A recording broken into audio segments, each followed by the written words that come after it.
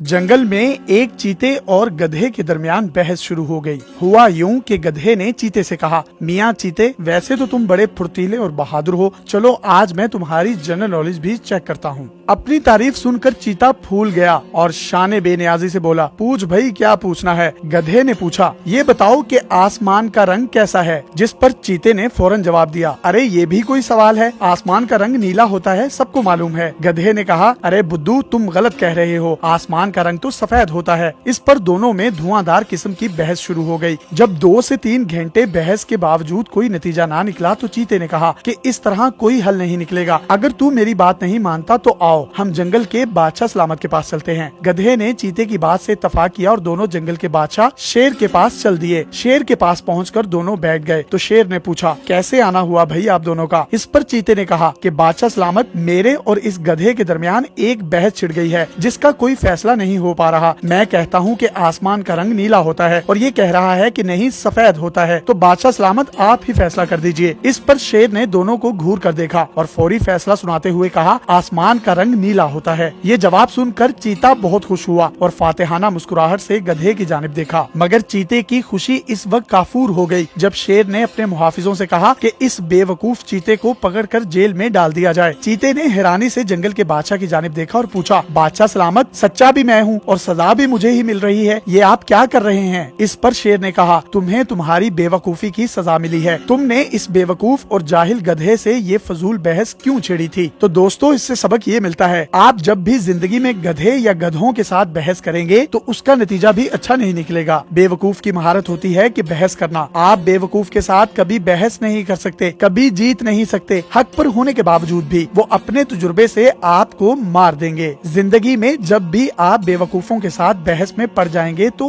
उलझ कर रह जाएंगे। मजीद इस तरह की वीडियोस हासिल करने के लिए आप हमारा पेज डेली पाकिस्तान भी लाइक कीजिए। अपने मेजबान यासिर शामी को इजाजत दीजिए। अल्लाह हाफिज।